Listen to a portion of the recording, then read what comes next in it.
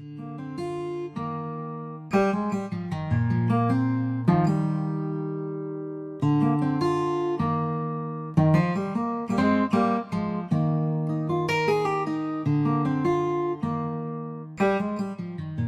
vez más, hermanos, les saludo. Muy buenas noches a todos. El Señor, nuestro Dios, Padre Celestial, nos bendiga con este tiempo de estudio, como lo ha hecho con este tiempo de oración.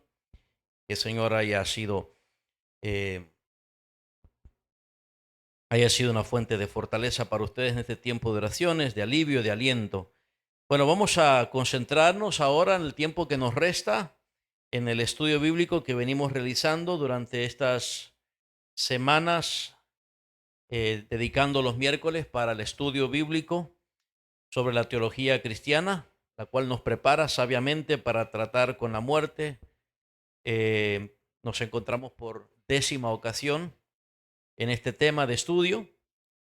Entonces vamos a retomarlo para continuar con lo que hemos previsto, ¿verdad? Y que el Señor pueda eh, ser nuestro maestro en esta noche y nosotros ser unos buenos aprendices. Y el objetivo de este estudio que nos hemos planteado durante todas estas semanas esté siendo mucho más claro para nosotros. Así que, hermanos, oremos juntos. Oh Padre nuestro soberano, Dios todopoderoso, Señor de la vida eterna, el único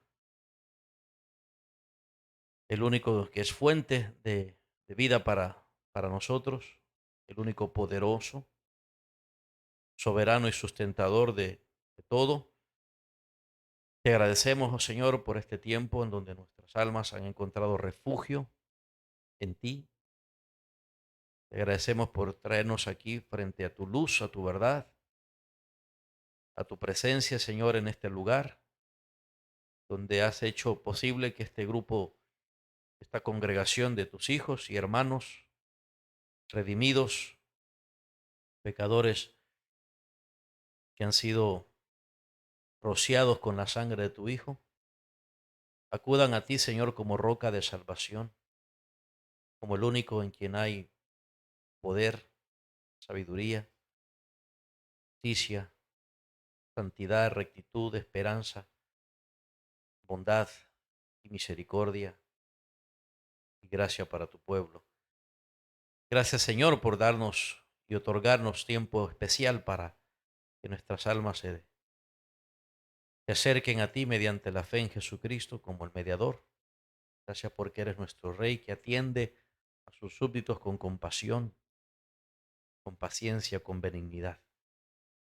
Señor, gracias también porque nos hablas, nos enseñas, nos instruyes, nos corriges, porque eres tú, Señor, el que nos formas y transformas, porque en el conocimiento de tu verdad yace, Señor, la salvación.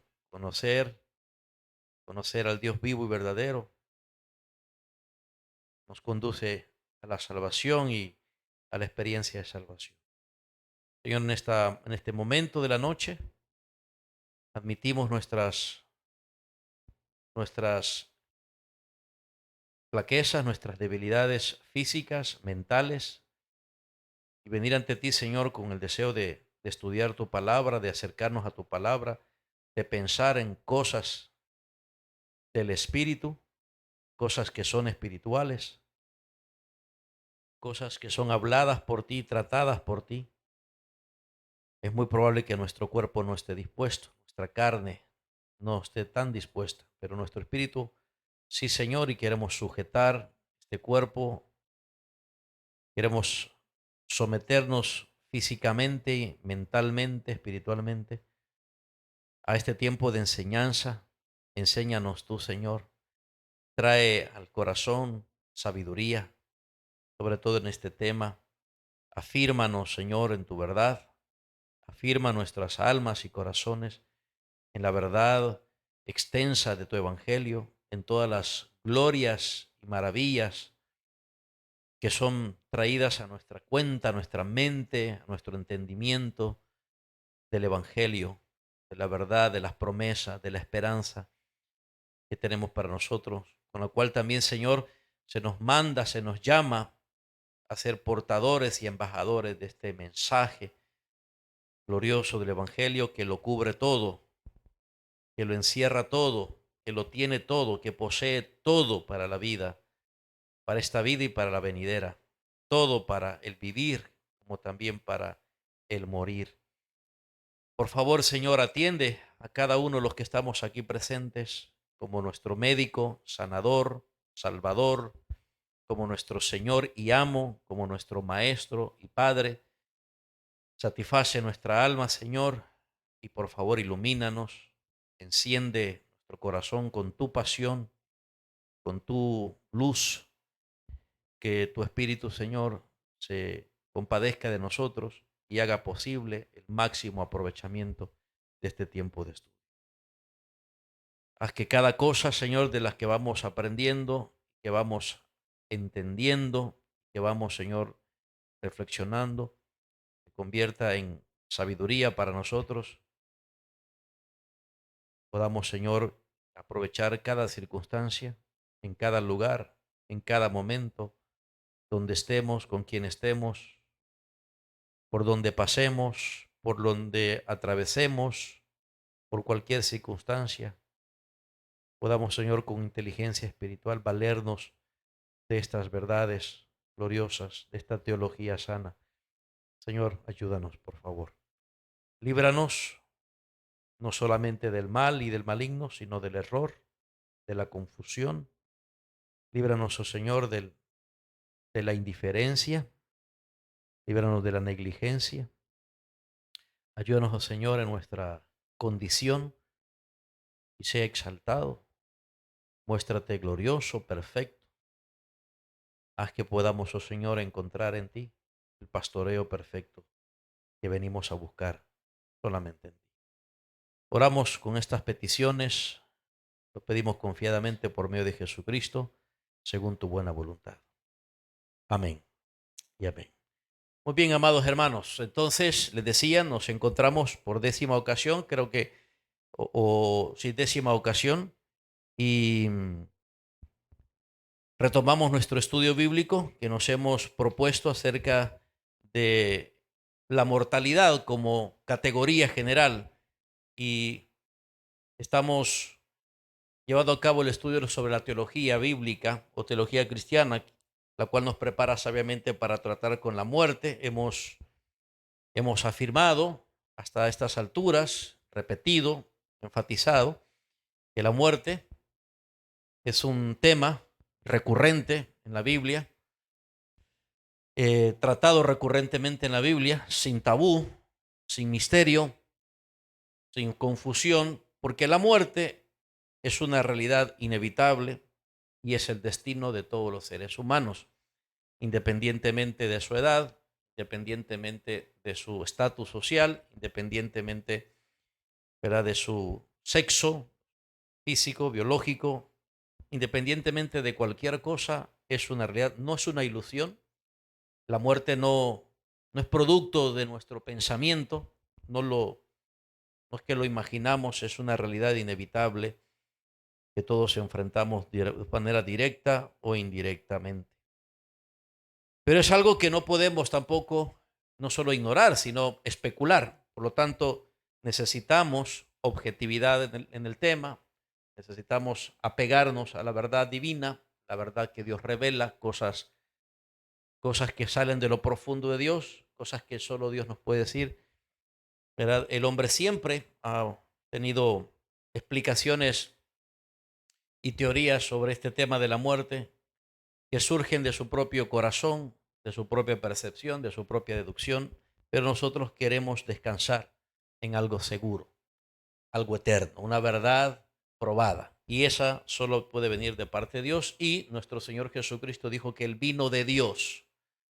Él vino de Dios para darnos a conocer no solamente a Dios, sino la verdad de Dios. En esto consiste la vida eterna, que estemos conociendo a Dios y a su Hijo quien lo ha enviado, porque solo Él es portador de la verdad, Él es el camino, la verdad y la vida. Así que todo lo que Cristo haya dicho antes de su encarnación, en su encarnación, durante el tiempo de su encarnación y después de su ascensión, es toda la verdad en todas las cosas.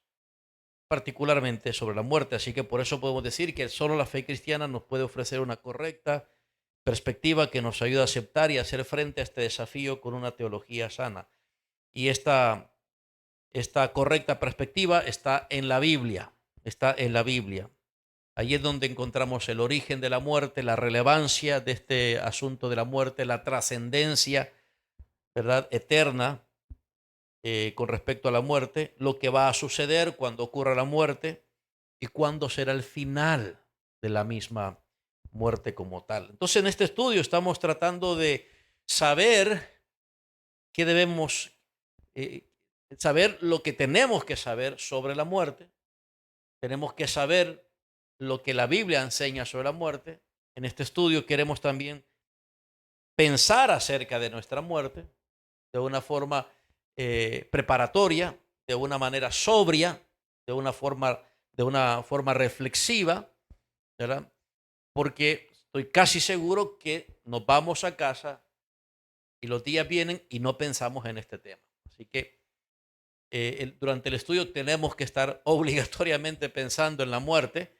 Y en tercer lugar, en este estudio queremos saber también, queremos, queremos pensar acerca de la muerte de los demás, como también acerca de la muerte nuestra, de acuerdo a la Biblia, de acuerdo a la palabra de Dios, pensar bíblicamente sobre esto y principalmente cómo poder aplicar todo lo que vamos aprendiendo de esta teología sana, de esta teología cristiana, cómo lo vamos a ir aplicando ante la realidad de la muerte. Muy bien, nuestro objetivo de estudio que venimos buscando cumplir durante cada una de las sesiones es el siguiente. ¿Recuerdan, hermanos?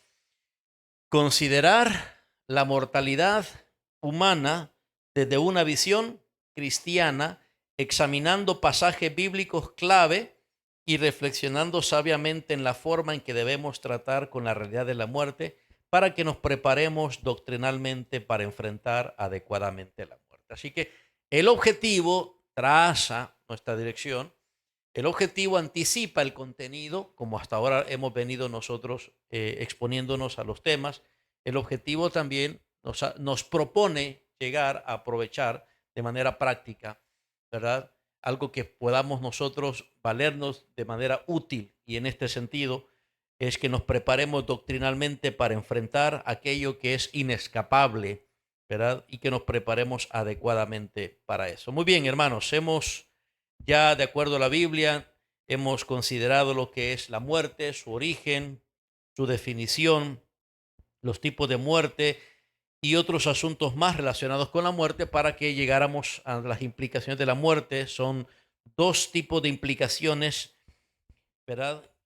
Aquello que nos lleva a considerar a manera de síntesis lo que sabemos ahora de la muerte según la palabra de Dios. De una forma en que podamos reflexionar, de una manera en que podamos eh, racionalizar, o sea, pensar correctamente y lógicamente. Tenemos entonces dos tipos de implicaciones sobre la muerte. Es las implicaciones negativas, y son negativas mayormente para aquellos que no tienen una relación con Jesucristo, ¿verdad? Mayormente. Sin embargo, también recuerden, hay implicaciones negativas que aunque somos cristianos, son siempre implicaciones en un sentido negativas. Pero ahora estamos en las implicaciones positivas. Ya consideramos 7 implicaciones negativas y ahora estamos considerando 7 implicaciones positivas. No las voy a repetir las negativas, ¿verdad? En las grabaciones anteriores están. Ustedes también en sus notas las han tomado. Estamos en las primeras implicaciones positivas. ¿Positivas por qué? Porque en comparación con las negativas, en las positivas, todas las implicaciones positivas son entendidas desde la realidad de la promesa del Evangelio, desde la realidad de los efectos del Evangelio y lo que promete el Evangelio y lo que hace el Evangelio. En otras palabras, desde la perspectiva de un cristiano, la muerte tiene implicaciones positivas. Desde la perspectiva de un no cristiano, la muerte siempre va a tener implicaciones negativas, siempre, ¿verdad? Lo acepte o no. Ok, muy bien. La semana pasada nos dedicamos a considerar la primera implicación positiva. ¿Se acuerdan, hermanitos? ¿Cuál es? Bueno, lo tenemos en pantalla. Que la muerte es el acto soberano, ¿verdad? Soberano de Dios, no del hombre, no del diablo, ni siquiera del mismo pecado, ¿verdad? Donde ya vimos anteriormente que el pecado en la Biblia, el mismo pecado es personificado como un amo, como un enemigo invencible, ¿verdad? Para los hombres, pero la muerte como tal no es soberana. La muerte como sí no es soberana. El pecado como tal no es soberano. El diablo como tal tampoco es soberano, ¿verdad? El azar mucho menos, ¿verdad? La suerte, el destino, no, es Dios es el soberano. Al reclamar el aliento de vida de tu alma, no es la autoridad del diablo. Hasta una ama de casa lo entendía sin ningún tipo de confusión. Me refiero a Ana, ¿se acuerdan?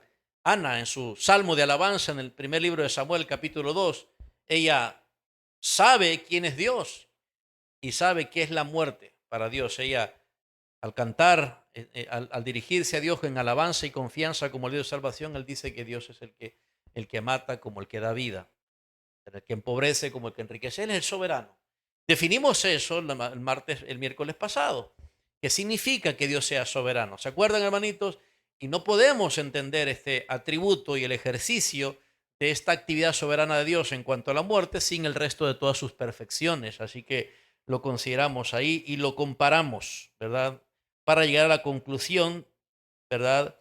De que aunque la muerte es algo inescapable para nosotros, es una ruta que tenemos que recorrer, es un camino, ¿verdad? Que todos debemos, por donde todos vamos a caminar, tenemos por delante la muerte. Sin embargo, ante esta afirmación, ante esta implicación positiva de que es Dios el soberano, entonces todo cristiano y solamente un cristiano puede transitar ese camino hacia la muerte con esperanza en aquel que es el soberano de la muerte, ¿verdad? Pero no es lo mismo con un incrédulo, no es lo mismo con un incrédulo.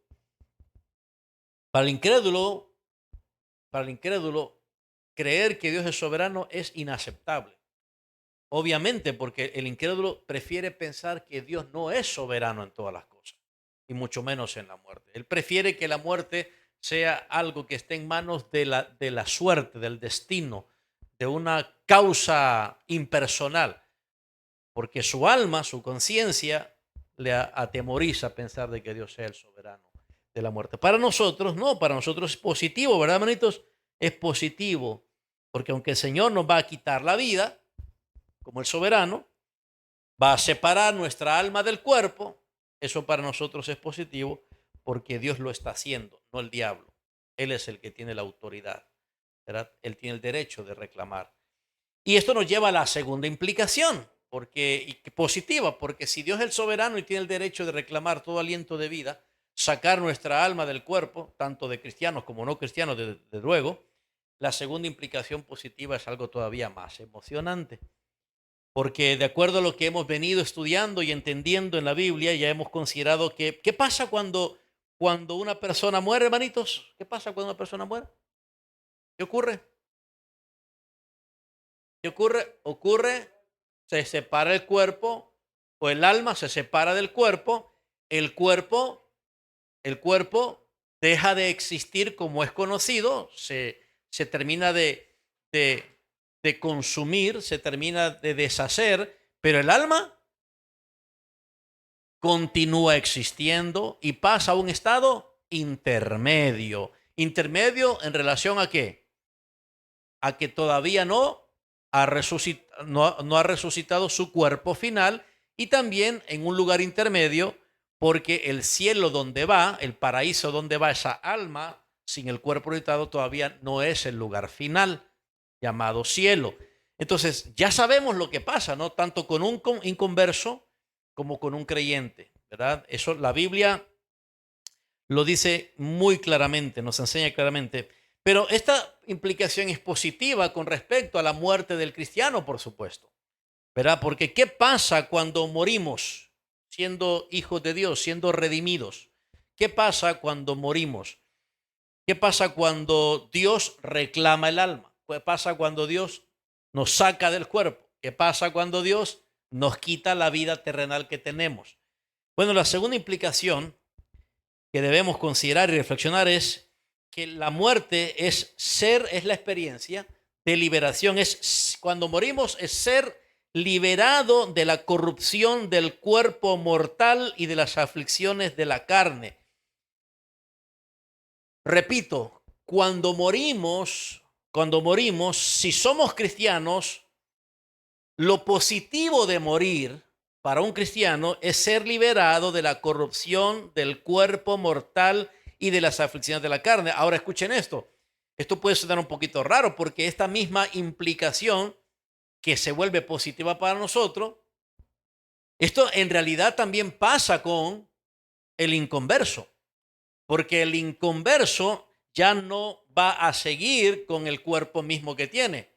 Hay una liberación de ese cuerpo, pero de lo que no va a ser liberado, como ya vimos en las implicaciones negativas, del tormento. Para el inconverso, para el incrédulo, su tormento, su dolor, su pena, su angustia, empeora, su sufrimiento se magnifica. ¿Se acuerdan? Es más, muchos inconversos que no han sufrido tanto en esta vida, van a sufrir mucho más después de esta vida, es decir, después de su muerte. Por eso en la penúltima implicación negativa se acuerda que no podemos decir que cualquier persona que muere por defecto descansa en paz, dejó de sufrir, ¿verdad? Pero con un cristiano sí, con un cristiano sí. Sin lugar a dudas, eso es lo que la palabra de Dios nos enseña. ¿Verdad? La muerte debe ser vista para un cristiano como la experiencia de vida muchísimo mejor que la vida mortal. Escuchen eso. La muerte para un cristiano debe ser considerado como algo muchísimo mejor que la vida que hasta ahora ha llevado. O sea, morir como tal y todo lo que conlleva la separación del cuerpo y del alma, para un cristiano que piensa conforme a la Biblia, debe ser algo muchísimo mejor que lo que hasta ahora ha vivido en su cuerpo mortal. Independientemente de cuán bien le ha ido por la vida, qué tan bien le ha pasado, qué tan saludable haya vivido, qué tan cómodo o qué tanta comodidad haya tenido en la vida, para un cristiano la muerte debe ser considerado como algo muchísimo mejor que toda la vida mortal que ha llevado. Y toda la vida mortal que ha llevado, ¿verdad? También me refiero a todo lo que, a todo lo que, a todo lo que conlleva la vida mortal. ¿Qué es la vida mortal? O sea, esta vida temporal, todos los logros, todos los éxitos, ¿verdad? Todas las satisfacciones, ¿verdad? Todas las alegrías, todo lo que haya sido positivo en la vida mortal, al final de cuentas, para un cristiano, cuando piensa en su morir, debe decir: mi morir va a ser muchísimo mejor que todas las alegrías que he tenido en esta vida, que todos los logros que he tenido en esta vida, que todas las experiencias buenas que he tenido, que todas las comodidades, que todo lo que haya podido lograr. Pero eso parece algo paradójico, es algo contradictorio. ¿Cómo puedo pensar que mi morir va a ser muchísimo mejor que mi vivir? Bueno, para alguien que ha sufrido toda la vida, pues sí puede tener mucho sentido. No puede decir, ay, sí, ¿verdad? Como en el caso del mendigo Lázaro, ¿no? Decir, bueno, sí, para mí el morir ha sido muchísimo mejor que toda la vida de mendigo, ¿verdad? Con estas llagas, con este cáncer probablemente, con esta úlcera, con este sufrimiento, con este dolor. Así que mi morir definitivamente es muchísimo mejor que mi vivir. Pero no es así. Todo cristiano debería expresar con toda convicción, como el apóstol Pablo lo expresa en su testimonio, que su morir es muchísimo mejor que su vivir. ¿Por qué, hermanos? ¿Por qué para el redimido? ¿Por qué para el cristiano? ¿Por qué para el alma regenerada? ¿Por qué para la persona salvada? El morir debe ser considerado como una experiencia muchísimo mejor que la vida mortal que ha tenido. Ahora, no para el inconverso, para el incrédulo no va a ser muchísimo mejor, sino que va a ser, de acuerdo a las implicaciones negativas que ya hemos considerado, va a ser muchísimo peor. Pero ¿por qué para un cristiano sí debería ser considerada su muerte como algo muchísimo mejor? Bueno, por lo menos hay dos razones. Número uno, porque al morir se experimenta la liberación de la corrupción del cuerpo mortal y por ende de todas las aflicciones que trae consigo este cuerpo mortal, lo que llamamos carne, literalmente carne.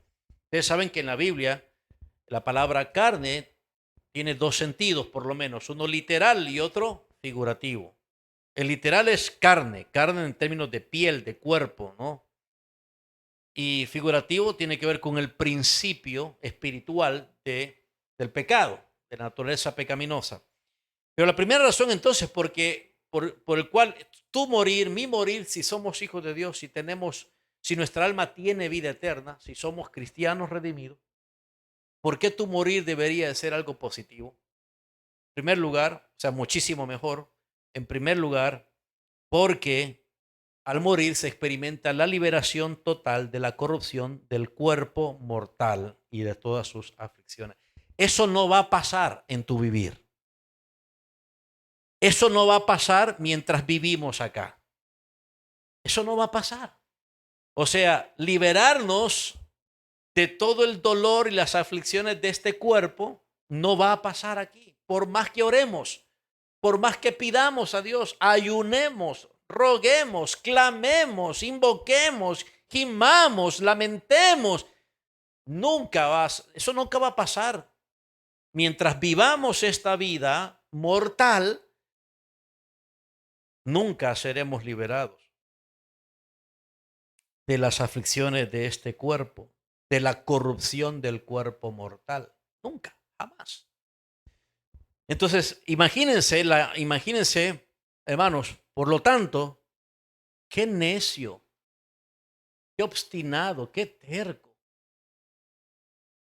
sería seguir pensando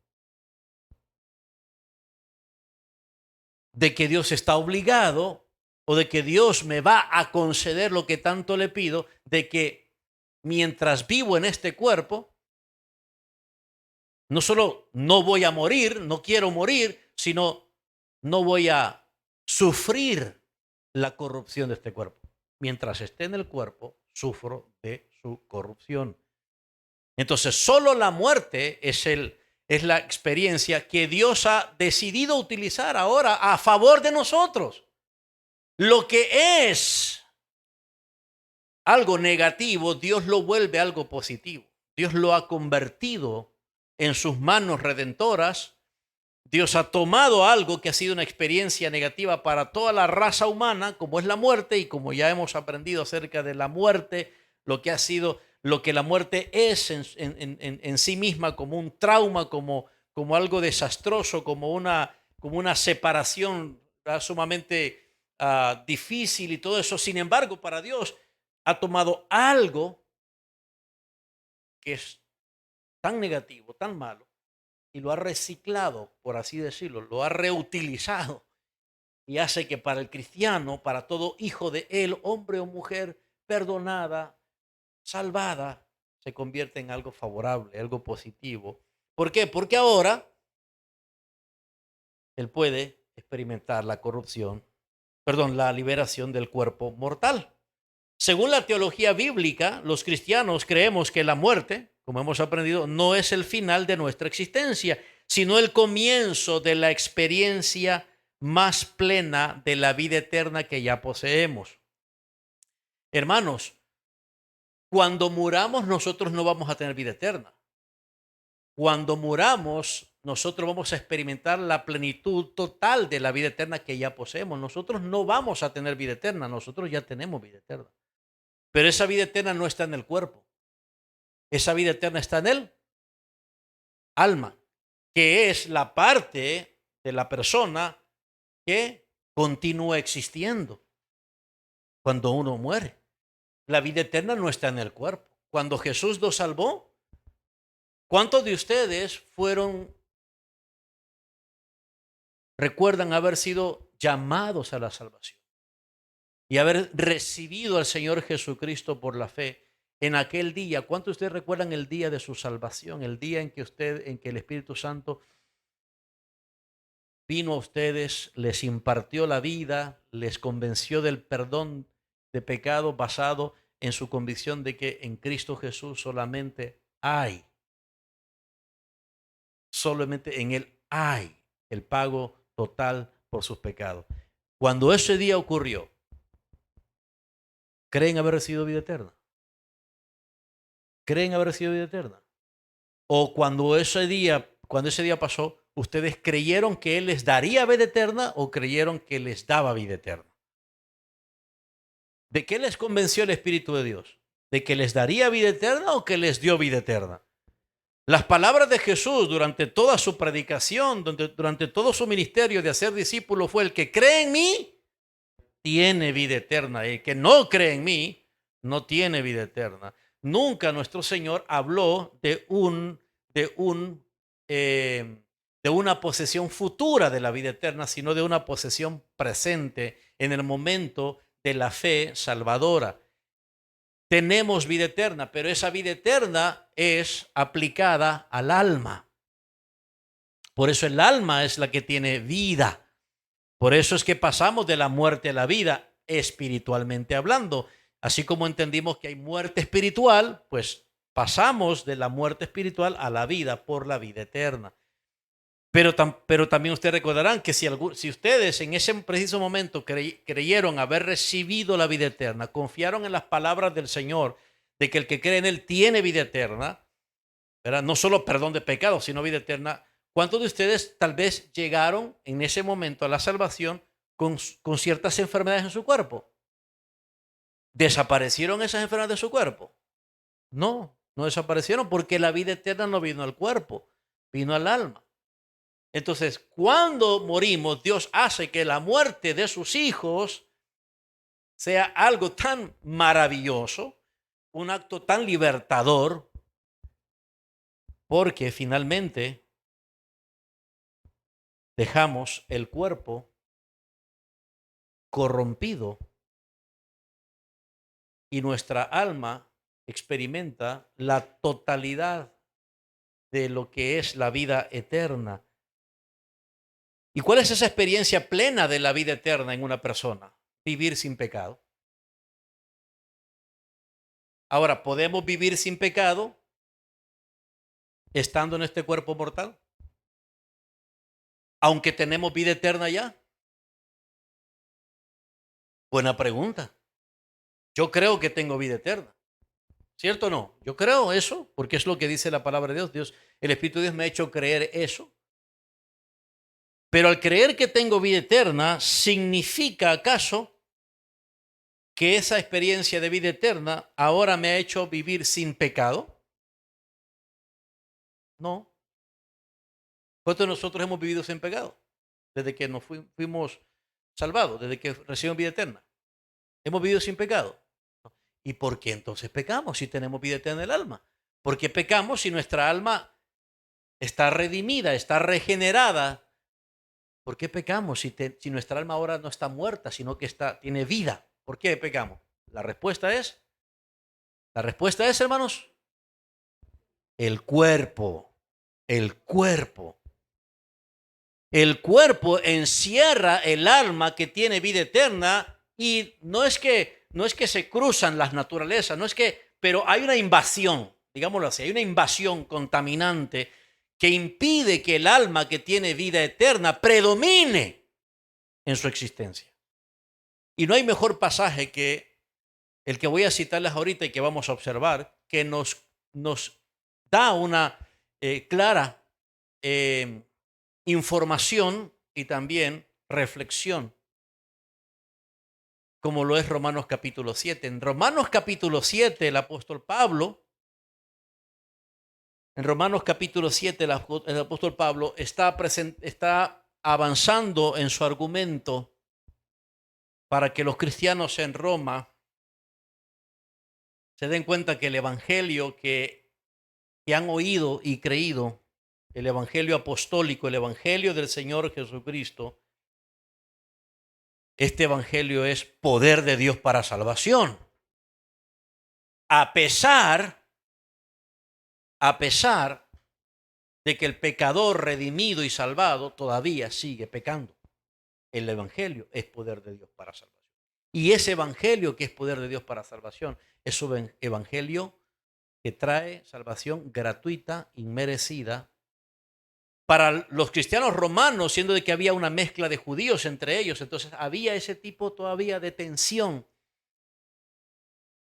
donde el judaísmo insistía que la manera de poder redimirse, salvarse, la manera de poder superar el pecado en uno mismo era a través de los rigores de la ley. Y el apóstol Pablo decía, no, la ley no va a hacer eso. Entonces, ¿cómo hacemos? Acepten gratuitamente la vida eterna, porque la paga del pecado es muerte, más la dádiva de Dios es vida eterna en Cristo Jesús. Acepten la gracia de la vida eterna en Cristo Jesús, maravillosa gracia, aunque todavía sigan pecando, crean que eso solamente es cuestión de tiempo. Pero tienen que entender que no somos salvados para seguir pecando, pero también tienen que entender que aunque somos salvados, si tenemos vida eterna, seguiremos pecando. ¿Por qué? Entonces el apóstol Pablo resuelve el dilema del cuerpo. Romanos capítulo 7, eso es lo que hace. Hace uso de analogías, pero en esa analogía entre la ley, entre el matrimonio, para plantear la ley, el apóstol Pablo llega a expresar su máxima comprensión de este dilema con una serie de lamentos. Noten ustedes, casi al final del capítulo 7. ¿Están conmigo, hermanos? Bueno. Perdón. En su argumento, él está diciendo de que estamos libres de la ley.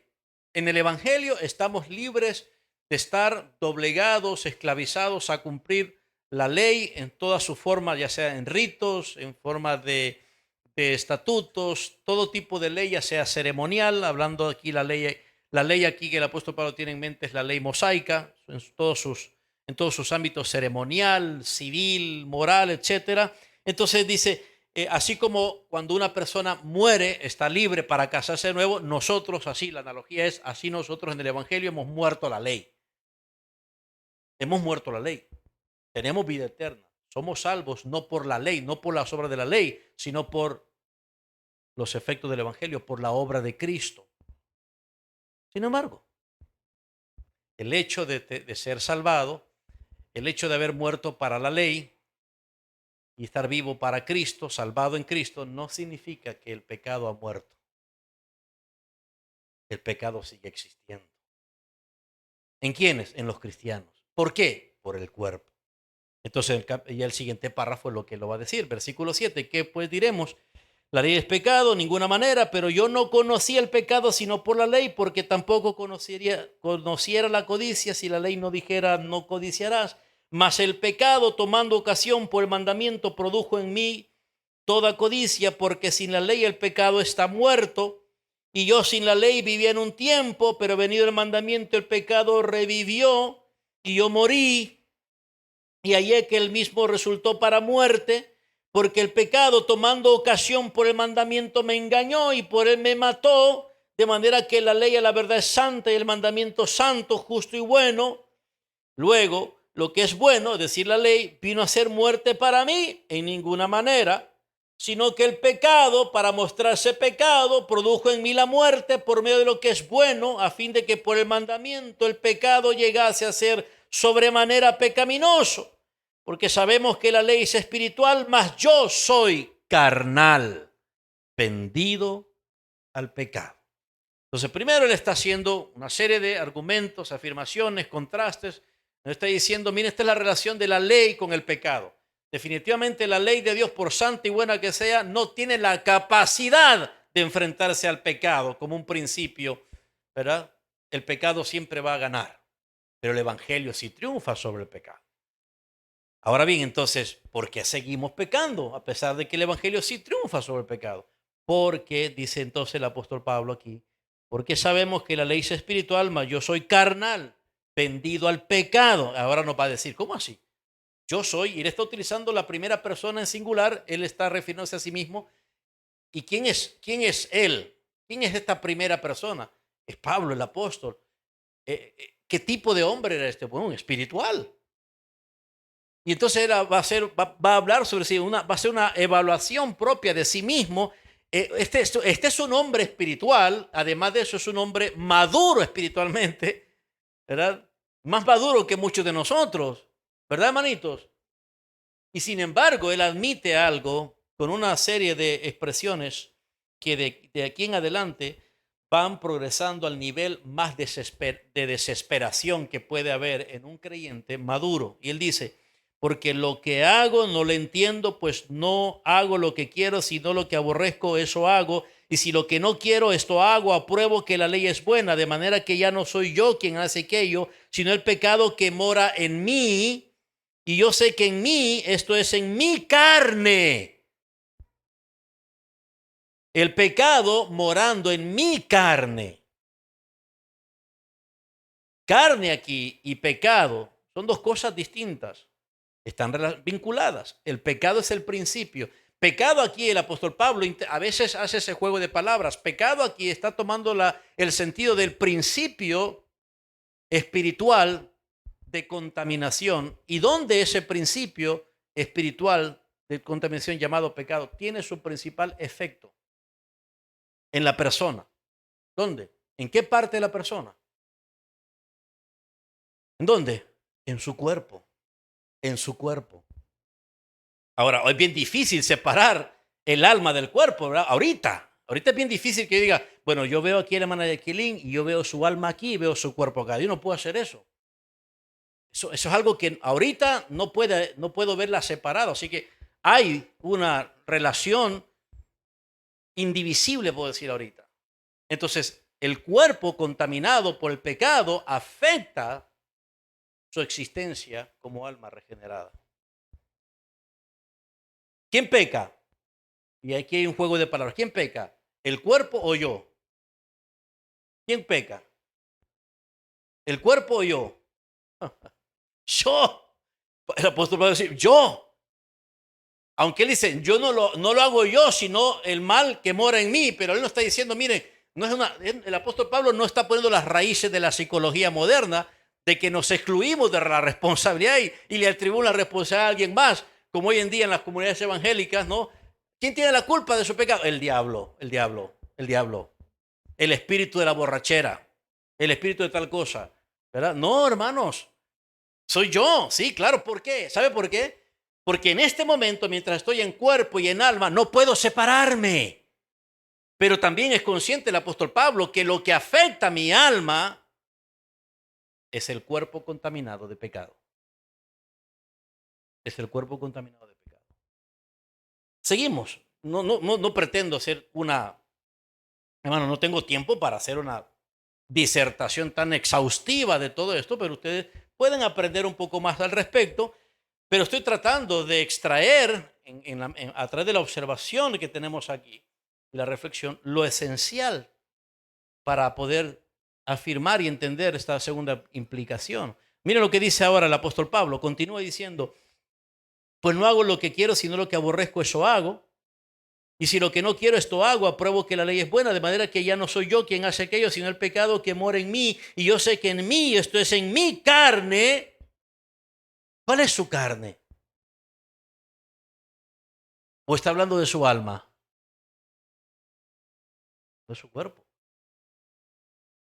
Yo sé que en mí, esto es en mi carne, no mora el bien, porque el querer el bien está en mí.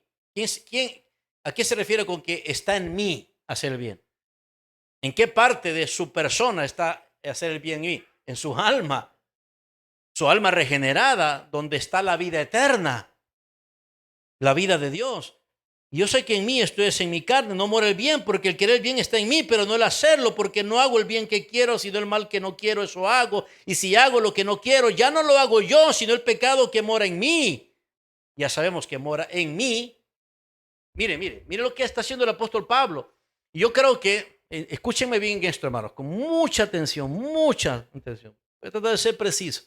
El apóstol Pablo está utilizando el lenguaje que está utilizando, donde él intercambia que mora en mí, pero no soy yo, que por aquí, por allá. Él no se atreve a ir más allá de lo necesario para decir que hay una separación entre el cuerpo y el alma, como lo decían los griegos. Porque en el primer siglo existía esa creencia, ese era parte del sistema de pensamiento griego, de que el hombre debería ser concebido de una manera, una dicotomía. El hombre debía ser concebido como una entidad de dos partes. El cuerpo es material, por supuesto, estamos de acuerdo en eso, y el alma es inmaterial, estamos de acuerdo en eso, pero hay que verla de manera separada. Así que los griegos, muchas de esas escuelas filosóficas griegas, ¿cómo resolvían el dilema de existir, de que la persona existiera, su existencia fuera una manera de dicotomía, o sea, alma y cuerpo? ¿Saben qué decía? ¿Saben qué? Protejamos el alma, porque el alma es la buena, porque es la esencia espiritual, démosle prioridad al alma y con el cuerpo no importa. Hagamos lo que queramos con el cuerpo. Es más, lo mejor sería que acabemos con el cuerpo. Entonces ellos tenían una aberración hacia el cuerpo material. Ellos tenían una animosidad, o sea, una exagerada desprecio hacia el cuerpo y una exagerada valoración hacia el espíritu. ¿Pero por qué? Porque no solamente por la idea de que el espíritu era inmaterial, sino que ellos concebían en su antropología, en su concepto del ser humano, que el espíritu del ser humano es intrínsecamente bueno, santo y sin pecado. Y obviamente eso no es cierto. Lo malo es el cuerpo, lo bueno, lo santo es el espíritu. No, nuestro espíritu únicamente puede estar santificado, puede ser regenerado por la obra del Espíritu Santo, que efectúa el Espíritu Santo cuando creemos en Jesucristo. Entonces, el apóstol Pablo está siendo muy cauteloso con este lenguaje. Él no quiere ir tanto más allá como para que los filósofos griegos de la época digan, ve. Pero tampoco quiere descartar la realidad de que nuestra alma con vida eterna está encerrada en un cuerpo contaminado. Hermanos, ¿me doy a entender? ¿Me doy a entender? Entonces él es bastante sensible, bastante precavido. Luego él dice, versículo 19, porque no hago el bien que quiero, sino el mal que no quiero, eso hago. Y si lo que no quiero, yo ya no lo hago yo, sino el pecado que mora en mí como persona, pero yo como persona soy alma y cuerpo. Me hago responsable, pero recuerden que aunque soy responsable, soy también consciente de que eso es debido al pecado que está en mi cuerpo. Versículo 21 nos está ya preparando para su conclusión. Así que queriendo yo hacer el bien, ¿quién es el yo ahí? Sí, pero el yo de Pablo, sí, pero el yo, ¿qué es el yo de Pablo allí? El alma, la persona que prevalece por encima de todo en la existencia. Así que queriendo yo hacer el bien, hallo esta ley, que el mal está en mí, porque según el hombre interior, me deleito en la ley de Dios. Pero veo otra ley en mis miembros. Y aquí el apóstol Pablo es todavía más explícito y más intencional. Yo creo que él está anticipándose a las objeciones de los griegos. Ahora pasa a ser más explícito. Miren, estoy hablando del cuerpo. Cuando dice miembros. Ahora, ojo con esto. Creo que el apóstol Pablo está valiéndose de muchos recursos retóricos para enfatizar la importancia de ver el cuerpo contaminado por el pecado y como el instrumento del pecado. Pero no es que está diciendo, miren, si yo hago más, por ejemplo, el niño que toma algo que no es suyo, lo roba y lo mete a la mochila o a lo que sea y lo esconde. El apóstol Pablo está diciendo, ay, qué miembro más pecaminoso ese, ¿verdad? Eso no es lo que está, ¿verdad? No está diciendo, no castigue al niño, no es que fue su mano. Su mano es la mala, no el niño. Eso no es lo que está tratando. Él está utilizando lenguaje, está hablando de mucha retórica, porque sería absurdo pensar que las partes del cuerpo son las moralmente responsables y no la persona sea moralmente. Lo que él está haciendo es utilizando un lenguaje, unas figuras retóricas para enfatizar el hecho de que el cuerpo es el instrumento, el medio que utiliza el pecado en la persona, específicamente aquí cristiana.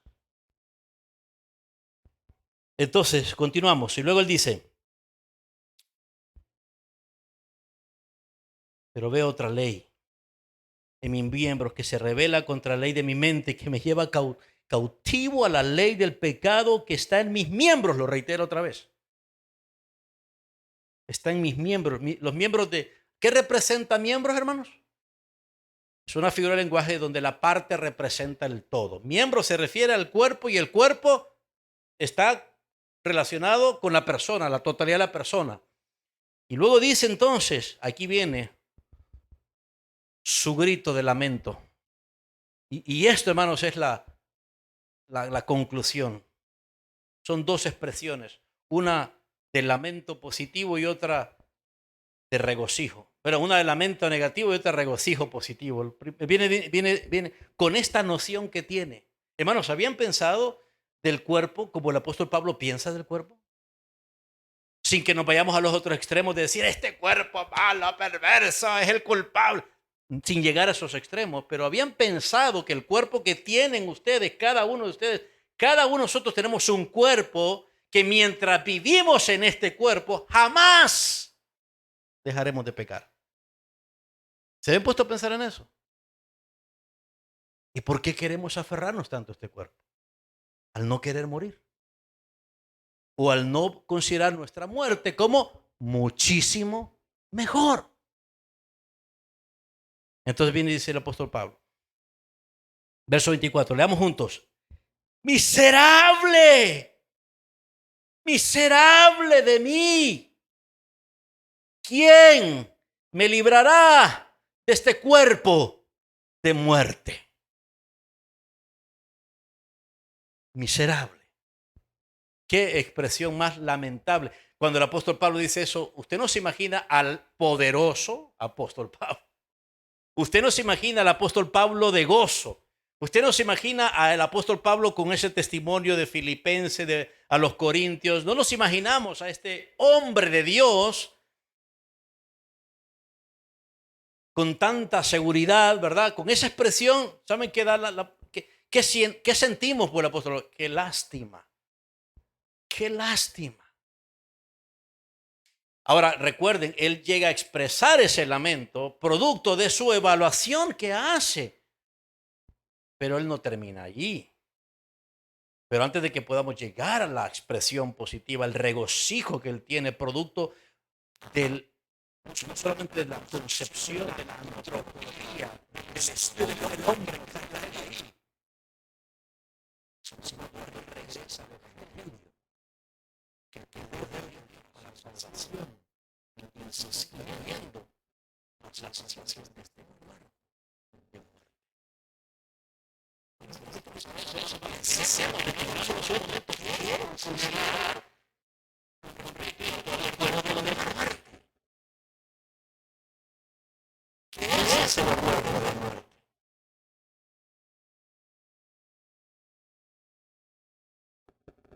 Porque el apóstol Pablo primero se puede dar una expresión, una frase. Teníamos un sueño muy grande, obviamente lo estamos haciendo de manera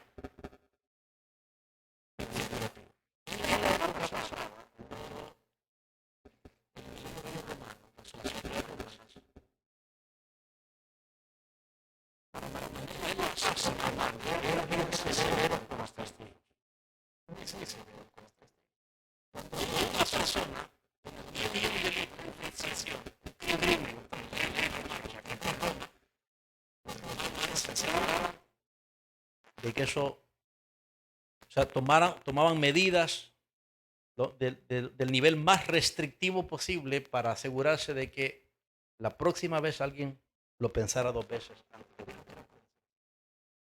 De ahí pues que practicaban la crucifixión. Era una muerte sumamente dolorosa, horripilante, una tortura antes que muerte, pero también tenían una práctica. Y era amarrar el cuerpo, sobre todo en un criminal que había cometido homicidio o asesinato. Tomaban el cuerpo de su víctima muerta y se lo amarraban a él así mismo. Donde lo podían poner públicamente,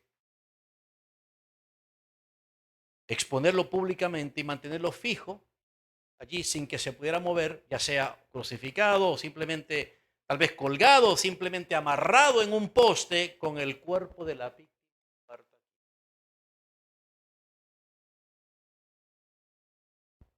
Y los romanos hacían eso porque habían comprobado que una persona, por más sana que estuviera, expuesta a la contaminación del cuerpo muerto, a su putrefacción del cuerpo muerto, las 24, o sea, de noche y día allí, esa persona iba a morir.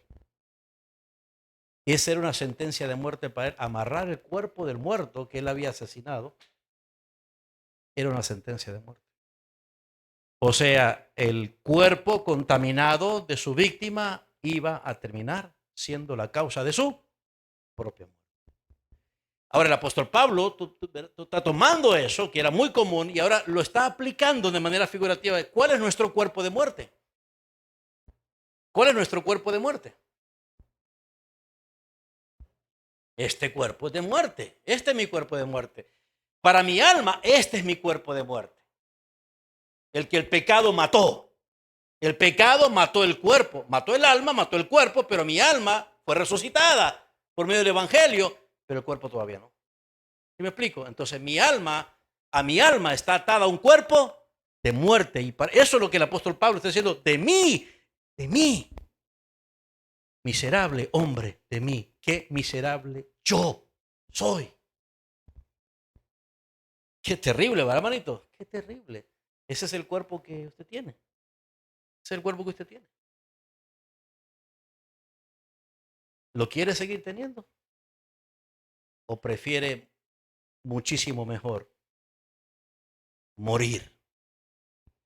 Ahora, no estamos ni promoviendo ni la eutanasia ni el suicidio. Ya sabemos eso. Ya consideramos eso en el pasado. Pero aferrarnos a este cuerpo, ¿no? Tampoco estamos promoviendo el otro extremo de, como los griegos, hagamos lo que sea con el cuerpo. ¿Verdad? Odiemos el cuerpo. No estamos diciendo eso. Comenzamos diciendo que para el cristiano la muerte, la separación del cuerpo debe ser algo muchísimo mejor que toda la vida mortal que él haya tenido. Toda la vida en este cuerpo. Hermanos, me doy a entender. No me están malinterpretando, ¿verdad? Si me malinterpretan, están malinterpretando al apóstol Pablo.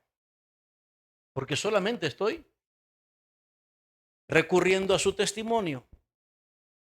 Entonces, en definitiva, el cuerpo de muerte al que el apóstol Pablo se refiere es, por supuesto, el cuerpo mismo que está afectado todavía por el pecado. ¿Qué usa el pecado para seguir afectándonos a nosotros? ¿Qué es lo que el pecado usa para que sigamos pecando? El cuerpo. Y el cuerpo, recuerden, lo que el cuerpo es, hermano, todo lo que el cuerpo es. Sé que es algo muy misterioso a estas alturas tratar de entender la relación entre el alma y el cuerpo mientras estamos aquí con vida. Pero lo cierto es que mi alma afecta al cuerpo y mi cuerpo me afecta a mi alma. ¿Entendieron eso, va? Mi alma afecta al cuerpo y mi cuerpo afecta al alma.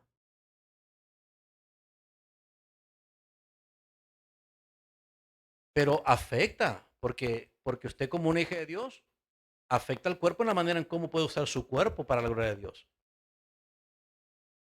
Su alma, usted vive en un cuerpo, ¿verdad? Usted no vive separada, ¿verdad? Entonces, es correcto. Ese no, exactamente. Pero entonces el cuerpo afecta a mi alma.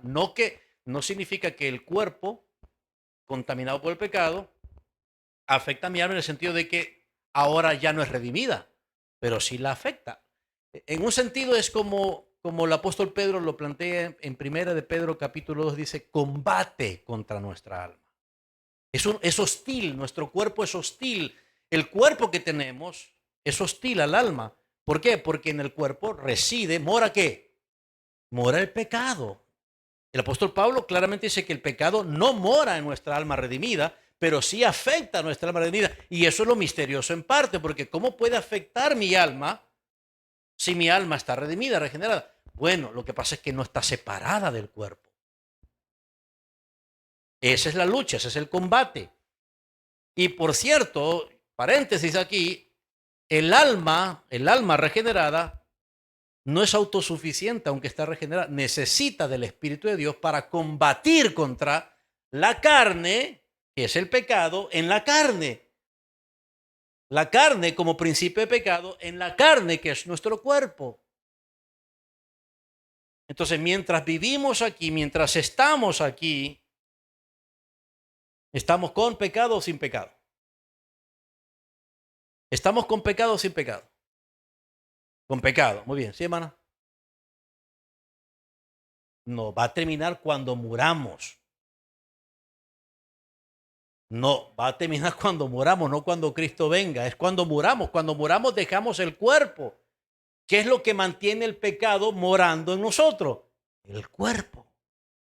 El cuerpo. El cuerpo es el residente y contamina, en un sentido combate, entra en hostilidad, en conflicto contra nuestra alma. Y por eso es que pecamos, porque al final no digo yo mi cuerpo pecó, sino que yo pequé. Yo pequé. Y por eso, claro, no, es que murió el cuerpo y el alma. Murió el cuerpo y el alma, pero cuando Cristo vino a nuestra vida, resucitó nuestra alma, pero no el cuerpo. Entonces, por eso es que necesitamos morir. Entonces, hermanos, cuando vemos nuestra fragilidad, nuestra flaqueza física, tenemos que verlo con esperanza. ¿O no? ¿Verdad? ¿Es o no emocionante? Es emocionante concebir así, pero tenemos que tenemos que asimilar el problema del cuerpo, cómo afecta al alma. Entonces, los cristianos creemos que la muerte no es el final de nuestra existencia, sino el comienzo de nuestra experiencia plena de vida eterna, sin pecado, sin muerte y sin dolor. Para los cristianos, morir significa estar con Cristo, lo cual es visto como un estado de muchísima mejor experiencia a un lugar llamado paraíso o cielo, o como Jesús dijo, la casa de Dios, donde hay muchas moradas, la casa de Dios el Padre, donde está el Padre, por supuesto, el Hijo, el Espíritu Santo, los redimidos de todas las épocas y los santos ángeles. Entonces, permítanme, hermanitos, perdón. Entonces, hermano, la única forma en que podemos tener esperanza después de la muerte es como el apóstol Pablo lo concibe. Pero nadie va a valorar, ninguno de nosotros podrá realmente valorar la obra de Cristo y el poder eficaz del Evangelio, aunque seguimos pecando hasta que tengamos una clara asimilación de nuestra condición en el cuerpo y nuestra condición en el alma y de la obra completa de Jesucristo. Por eso es que él termina el capítulo diciendo, no concluyó con el lamento negativo, ¿verdad? Sino, miren, el versículo siguiente, ¿quién va a hacer la diferencia? Gracias doy a Dios por Jesucristo, Señor nuestro. Así que yo mismo con la mente sirvo la ley de Dios, más con la carne la ley del pecado. Pero aunque él ya anticipa la victoria con gratitud, con confianza y con esperanza, no nos dice del todo cómo va a ser resuelto. Y por eso viene el capítulo 8. El capítulo 8 nos va a decir cómo es que termina siendo resuelto todo esto. Y entonces llegamos al capítulo 8 y el apóstol Pablo nos va a dar ya la visión completa de cómo es que la muerte debe ser vista como una liberación de los sufrimientos y de las pruebas y aflicciones de la carne en un cristiano. Mientras vivimos en el cuerpo, estamos sujetos a toda experiencia inevitable y universal de sentir y sufrir todas las aflicciones de la contaminación del pecado. Recuerden, somos como aquel criminal atado a un cuerpo de muerte. Su putrefacción, imagínense estar ahí, hermano, tener que soportar el mal olor de la descomposición de ese cuerpo. Ese es el cuerpo en el que el pecado reside en nosotros. Entonces, estamos contaminados en el cuerpo por el pecado. Es más, toda la creación fue contaminada por el pecado. Toda la creación. Inclusive, por supuesto, el cuerpo humano. Escuchen lo que dice el apóstol Pablo en Colosenses capítulo 1, verso 19. Alguien que lo busque y lo lea en voz alta. Colosenses 1, 19.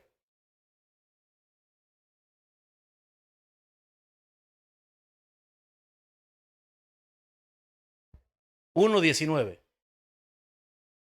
¿Sigue? ¿Sí? Ok, siga.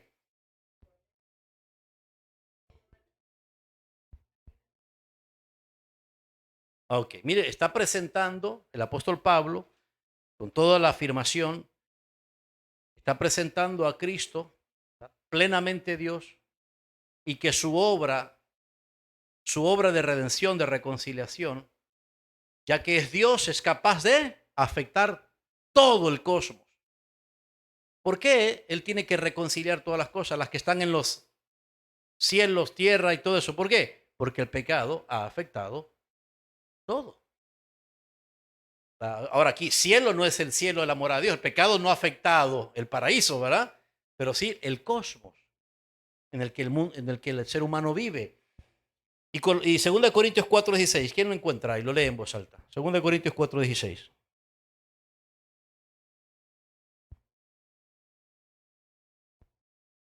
Ujú. Por tanto, no desmayamos, antes aún que nuestro hombre, nuestro hombre, ¿qué es el hombre exterior? ¿Qué es el hombre exterior?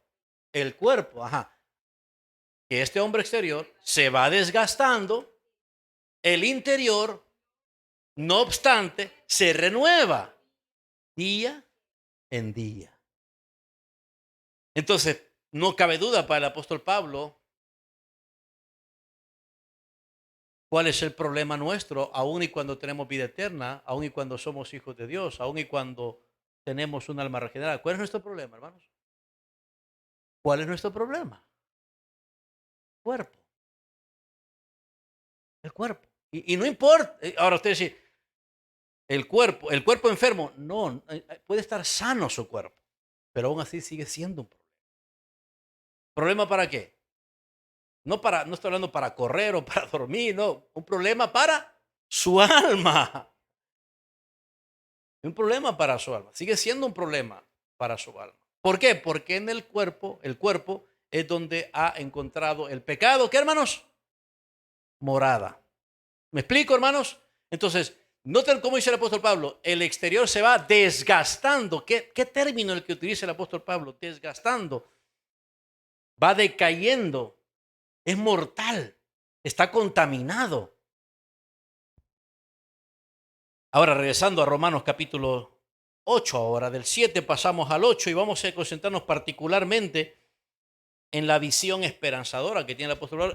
¿Por qué es esperanzadora? Porque ahora nos dice cómo esa acción de gracias, cómo ese regocijo de decir gracias doy a Dios por nuestro Señor Jesucristo. ¿Cómo es que esto se ve de una manera tangible? Miren conmigo Romanos capítulo 8, versículo 18. Vamos juntos. Romanos 8, 18. ¿Qué dice la palabra de Dios? Ahora mira el apóstol Pablo, dice, pues tengo por cierto. Esa es una declaración muy similar a la afirmación que Jesús solía utilizar cada vez que enseñaba. Amén, amén. De verdad te digo, de cierto te digo. Es decir, hermanos, es una afirmación una afirmación contundente después. Tengo por cierto que las aflicciones del tiempo presente no son comparadas con la gloria venidera que en nosotros ha de manifestarse, porque el anhelo ardiente de la creación es el aguardar la manifestación de los hijos de Dios, porque la creación, escuchen esto, la creación fue sujetada a vanidad. Toda la creación fue sujetada a vanidad. ¿Cuándo fue sujetada la creación a vanidad? ¿Cuándo, hermanos? Bueno, de acuerdo al libro de Génesis, el profeta Moisés nos dice cuándo. Cuando el pecado entró al mundo. ¿Qué fueron las consecuencias inmediatas del pecado, hermanos, en el mundo? Vino Dios y le dijo a la serpiente, y le dijo a Eva, y le dijo a Adán. Y ahí entonces sujetó toda la creación a vanidad. Es decir, lo que originalmente era la creación, toda la creación, incluyendo el cuerpo. Hermanos, ¿qué cuerpo tenía Adán y Eva? Piénsenlo por un momento. ¿Qué tipo de cuerpo? Dice el Salmo capítulo 8 que cuando Dios creó a Adán y Eva, varón y hembra los creó, dice que los creó poco menor que los ángeles, coronado de gloria. O sea, eso incluye el cuerpo. Adán y Eva era un cuerpo, hermanos, espectacular. Uf. Imagínense todas las capacidades y las competencias inimaginables que ustedes pueden tener. O sea, si ustedes han visto cuerpos atléticos, saludables, con gran alto rendimiento, solo vemos eso en las películas de ficción de los héroes, ¿va? Que pegan un salto de aquí para allá y que tienen cuerpos que le hacen así, ¡pum! Y ¿verdad, hermanitos? Era un cuerpo poderoso. Si el cuerpo de los ángeles es poderoso, el cuerpo de los primeros, nuestros padres, era poderoso, capaz. O sea, no era como el cuerpo que ahora conocemos. Entonces fue sujetado a vanidad. Es parte de lo que el apóstol Pablo dice en Romanos capítulo 3, que estamos destituidos de la gloria de Dios por causa del pecado. No alcanzamos la perfección de Dios original. Entonces dice el apóstol Pablo, sigamos ahí. La creación fue sujeta a vanidad no por su propia voluntad, obviamente. O sea, aquí desbanca el apóstol Pablo toda esa noción, ¿verdad? Racionalista, ¿cómo se llama? Naturalista, de que la madre naturaleza, de que la evolucionada. Aquí quien sujetó toda vanidad, ¿quién fue? El creador, el que tiene el derecho, ¿no?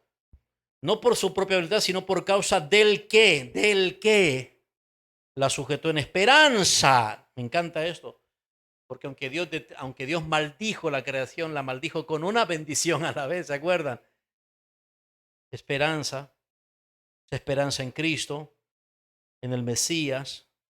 Verso 21, porque también la creación misma será libertada de la esclavitud de corrupción a la libertad gloriosa de los hijos de Dios, porque sabemos que toda la creación gime a una y a una está con dolores de parto hasta ahora, y no solo ella, sino que también nosotros mismos que tenemos también, que tenemos las primicias del Espíritu, nosotros también gemimos dentro de nosotros mismos. Gemimos dentro de nosotros mismos. ¿Dentro de qué? ¿Dentro de qué?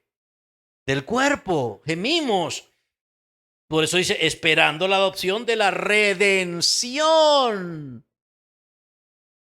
Y esa palabra redención traducida ahí se debería mejor entender como liberación. Liberación de nuestro cuerpo. Porque en esperanza fuimos salvos, pero la esperanza que se ve no es esperanza, porque lo que alguno ve, ¿a qué esperarlo? Pero si esperamos lo que no vemos, con paciencia lo guardamos. Y eso incluye la vida muchísimo mejor al dejar este cuerpo. Lo que vamos a ver, más allá de lo que vemos ahora en este cuerpo mortal, en esta vida temporal, va a ser muchísimo mejor. Por eso lo guardamos con esperanza.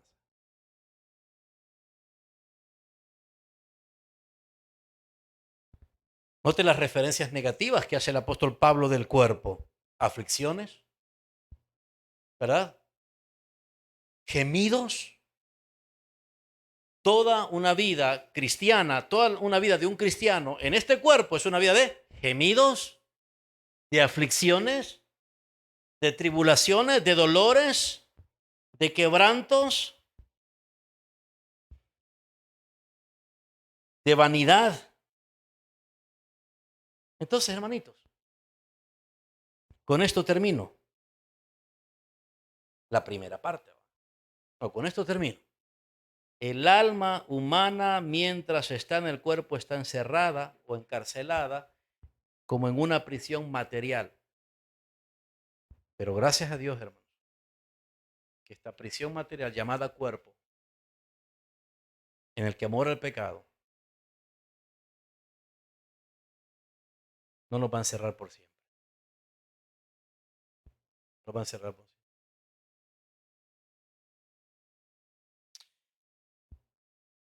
Por un lado se va deteriorando, hermanos, cuando vemos que el cuerpo se deteriora, se enferma, se envejece, deberíamos darle gracias a Dios. ¿Por qué? Y debería darle seguridad a usted y esperanza. ¿Por qué? Yo sé que es difícil porque lo que hacemos cuando nos enfermamos, nos dolemos, nos quebrantamos, es no darle gracias a Dios, ¿verdad? Y decir, ¿por qué Dios? ¿Por qué? ¿Verdad? Pero ¿saben por qué como cristianos deberíamos darle gracias a Dios? Porque Dios está cumpliendo su palabra. Y nos está enseñando de que no nos aferremos a este frágil cuerpo. Ahora, por otro lado, y ahorita que vi así de reojo la hermana decir como médico, vale la pena también destacar que no estamos de ninguna manera caer en los extremos. Tenemos que tener ese equilibrio espiritual, sabio. ¿Por qué debo cuidar mi cuerpo? Aunque el cuerpo terrenal, mortal, ¿verdad? Sea el seno del mal, del pecado en mí, porque mi alma lo necesita para seguir sirviéndole al Señor. O sea, yo no puedo descuidar el cuerpo a menos que crea que puedo salirme del cuerpo de vez en cuando para ir a servir al Señor. Aquí voy en el alma a servir al Señor. Aquí voy en mi espíritu a servir al Señor, ¿verdad? No podemos hacer eso, hermano. No vamos al bajo el shalom en espíritu, hermano. Entonces tratamos de mantener el cuerpo en el mejor funcionamiento posible, ¿verdad? ¿Por qué? Porque nuestra alma, o sea, si el pecado utiliza el cuerpo como un instrumento para la maldad, nuestra alma regenerada debe utilizar el cuerpo como un instrumento para glorificar a Dios. Presentar nuestros miembros no para el pecado, sino para Cristo, para el bien, para sus propósitos. ¿Me entienden, hermanitos? Tenemos que tener ese equilibrio. Tenemos que tener ese equilibrio. Pero tenemos que también aceptar con gratitud al Señor y esperanza de que mientras veo que el cuerpo se deteriora, se va desgastando, se va consumiendo, mientras vivo en este cuerpo terrenalmente, voy a estar sufriendo en un proceso de descomposición, de decadencia. Y cada vez que lo vea así, el cuerpo diga, gracias Dios, gracias Padre, gracias Señor, gracias no por el cuerpo, sino gracias por la esperanza que me has dado de que voy a ser liberado de este cuerpo de muerte. ¿No es maravilloso, hermanitos? Ok. A ver, levanten la mano, ¿cuántos de ustedes quieren morir? Los matamos ahorita en el segundo. ¿Cuántos de ustedes ya quieren dejar este cuerpecito, hermanos? No, son bromas, hermanos, son bromas. ¿Comprendieron bien? Sí, hermanito Roberto.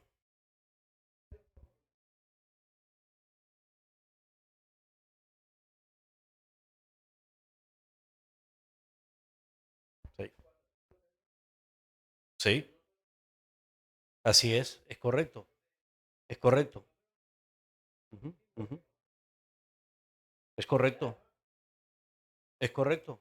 Por eso, Romanos capítulo 8 comienza con eso, del versículo 1, ¿verdad?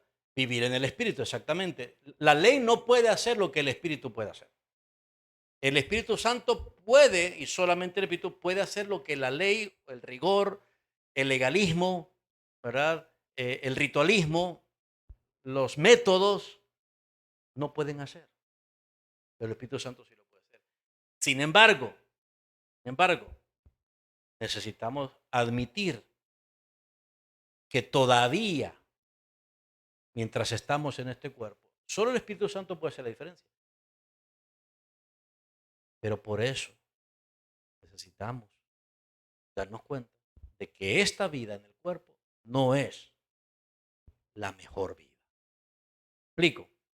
Entonces, hermano Roberto, el equilibrio es, mientras esté aquí, va a ser muchísimo, vamos, no tal vez muchísimo mejor, sino como dice el apóstol Pablo en Filipenses capítulo 1, pero si para beneficio de la obra es mejor que me quede aquí, entonces asegúrate de que esté sujetando el cuerpo, doblegando el cuerpo en el Espíritu Santo para ser de beneficio a la obra. Pero si no somos de beneficio a la obra, hermanos, ¿para qué seguimos insistiendo de estar aquí? Si es muchísimo mejor dejar este cuerpo, ¿sí me explico? Muchísimo mejor. Bueno, amados hermanitos, debemos entonces pensar de una manera más sobria, más sana, más humilde y más agradecida como cristianos acerca de la muerte. Y todo eso es porque nuestro Señor Jesucristo ha tomado la muerte para nuestro bien. ¿Verdad? Miren, le dio vuelta para nuestro bien. Muy bien, amados hermanitos. Por hoy es suficiente, ¿verdad? El próximo miércoles, si Dios lo permite, vamos a considerar la tercera implicación. Y hermanos, animen, sigan animando a los hermanitos, que si no tienen nada mejor que quedarse en la casa, mejor que se vengan para acá a estudiar con nosotros, ¿verdad? Y a orar junto con nosotros. Bueno, vamos a orar. Pónganse en pie, hermanitos, por favor.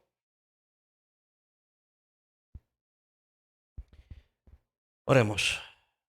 Padre nuestro, te damos gracias por tu palabra, tu espíritu, por Jesucristo, nuestro Maestro y Señor. Te damos gracias por las sagradas escrituras, las que nos pueden hacer sabios para la salvación que es por la fe en Cristo. Padre, por favor, te rogamos que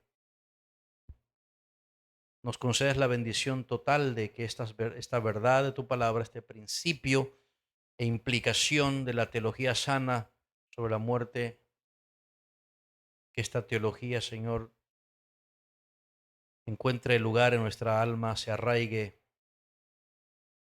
se siembre y genere mucho fruto. Afirma nuestras almas y nuestra esperanza solo en Cristo, solo en su Evangelio, solo en sus promesas, solo en su triunfo, solo en su victoria. Damos gracias al Señor Jesucristo, Padre, porque todas estas cosas pueden ser entendidas de una manera espiritual que sin la obra de tu Hijo, tu Espíritu no nos concedería entenderlas. Alabamos tu santo nombre. Obra en nuestras vidas, Señor, para que vivamos una vida mortal, conociendo, conociendo, Señor, tu voluntad y que tú, Padre, nos ayudes a vivir con sabiduría. Gracias te damos, Padre, por tu fidelidad. Pedimos que nos ayudes a vivir esta vida que nos resta para beneficio de la obra tuya. Ayúdanos, Señor, a vivir con un equilibrio mental, con una sobriedad mental y espiritual. Ayúdanos como buenos administradores, como buenos mayordomos, a glorificarte en cuerpo y alma. Santifica nuestro espíritu, nuestra alma y nuestro cuerpo para presentarlo irreprensible ante la venida de nuestro Señor, el cual nos va a liberar por completo. Bendito seas, Padre. Prepáranos para una muerte gloriosa. Prepáranos, Señor, para ese día, último día, el día que tú has establecido para dejar este cuerpo a cada uno. Prepáranos con un corazón gozoso, esperanzado, esperando aquello que no vemos, esperándolo con mucho más razón por lo que no vemos, pero con una fe que nos ha hecho creer en la certeza de lo que esperamos y la convicción de lo que no se ve, basado en las promesas de tu palabra. por medio de Jesucristo, a través de quien te queremos agradar. Gracias te damos, Padre. Bendito sea tu nombre, en Cristo nuestro Salvador. Amén. Dios bendiga, hermanitos.